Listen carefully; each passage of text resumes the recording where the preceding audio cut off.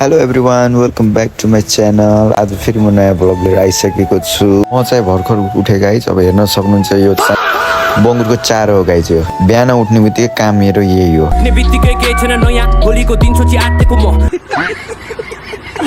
बङ्गुर छ नि त गाइज हाम्रो घरमा। मेरो प्यारो बङ्गुर, यसको नाम चाहिँ मैले सोलो राखिदिएको छु कि सोलो। वेदर चाहिँ है पानी पर्ने जस्तो गरिरहेको थियो अनि ठ्याक्कै मलाई याद आयो ए बङ्गुरलाई त चारो हाल्नु छ।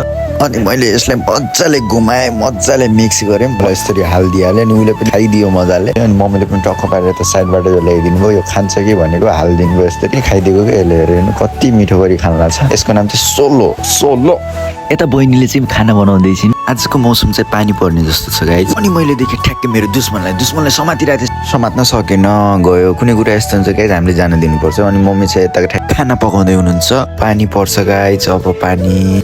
बहिनीले चाहिँ यहाँ ओट्स बनाइसकेको छिन्, हेर्न सक्नुहुन्छ। मम्मीलाई पनि खिलाउँदैछिन्। अब मैले पनि खान्छु गाइज, हेर्नुहोस् है कस्तो मिठो भएको। आहा वाउ वाउ नाइस नाइस मिठो छ गाइज। फेरि एकचोटि एक चम्मच हालेर टक्क यो ओट्ससँग हानिदिएको।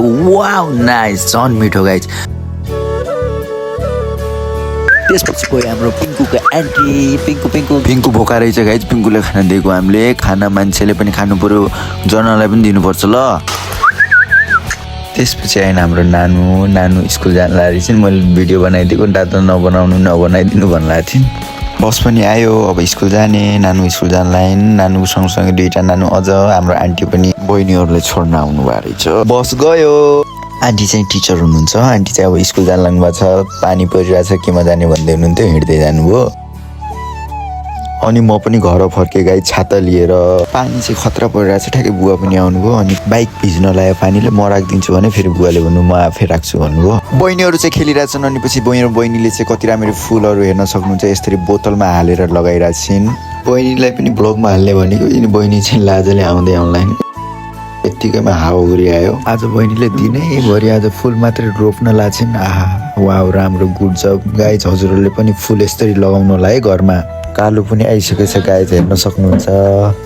आँप गाइज हेर्न सक्नुहुन्छ। आँप मम्मीले आँपको अचार बनाउँदै हुनुहुन्छ। मलाई टेस्ट गर भन्नुभयो। अनि मैले टक्क पारेर चम्मचमा हालेर टेस्ट गरिदिएको त।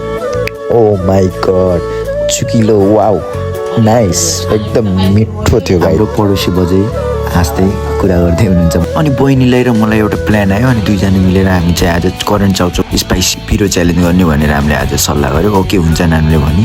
त्यसपछि करेन्ट चाउचाउ लिएर आइसक्यो मैले 4वटा।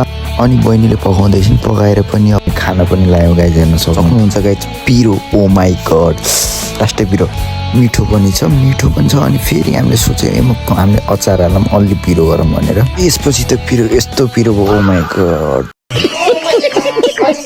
अनि हामी सबैले खाइसक्यौँ, हेर्न सक्नुहुन्छ। अनि नानुले पनि पेट अगायो भनिन्। अब मजा लाग्यो डान्स क्लास।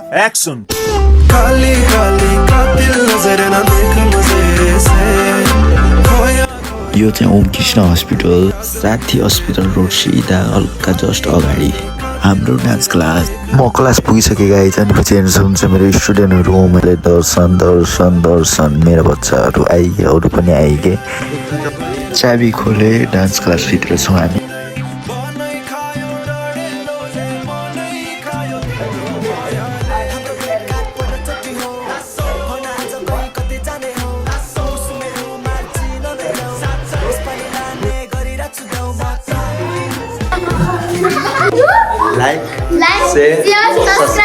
डान्स क्लास सकिएको। अरू चाहिँ हाम्रो साथी हस्पिटल रोड अलि अगाडि ओम कृष्ण हस्पिटल। हाम्रो डान्स क्लास गाडीहरू छ भनेपछि ठ्याक्कै यसको अलि यता साइडमा चाहिँ हेर्न सक्नुहुन्छ the Kailali real vibe dance and Zumba centre. तिमी के भाषा गर्यो तिम्रो? राजी होइन? खै त्यो राजीको 1-2 शब्द भन त। जस्तो म दादा म तपाईँको डान्स क्लासमा आएको छु। नाको ना त्यो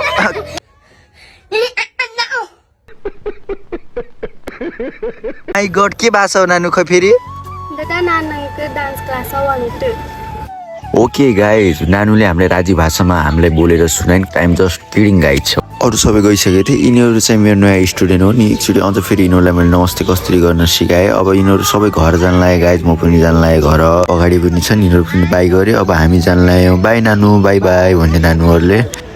म पनि त्यहीबाट जान लाग्थेँ बहिनीहरूले दादा म आफै नि जान्छु भने ठिकै छ म बहिनीहरूले अब तिनीहरूको घरसम्म छोड्न जान लाग्छु अनि उताबाट छोडेर म पनि घर जान्छु अब आइसक्यो बहिनीहरूको घर बाई बाई अनि ठ्याक्कै बाटो मेरो भाइ भेट्यो भाइ के छ भाइले चाहिँ तिनवटा औँला मात्रै देखाउनु लाग्यो क्या भाइको दिदी पनि हुनुहुन्छ गऱ्यो अगाडि फेरि म दिदी ठाउँ आएँ हेलो दिदी के छ दिदीसँग एकजना बहिनी पनि हुनुहुन्छ बहिनीले चक्लेट खाँदै हुन्छ अब मसँग मिठो कुरा गरिसकेपछि म घर आइगेँ गाइज फाइनली घर पुगिसकेँ गाइज घर पुगेर म हेलमेट सेलमेट निकालेर टक्कै हात मुख धोइसकेपछि खाना आइसक्यो गाइज अनि खाना आए पनि टक्क पारेर बसेर फ्यामिलीसँग गेम खानिदिएको त्यसपछि आजको ब्लग यति लाइक सेयर सब्सक्राइब कमेन्ट गर्नु होला bye bye guys see you soon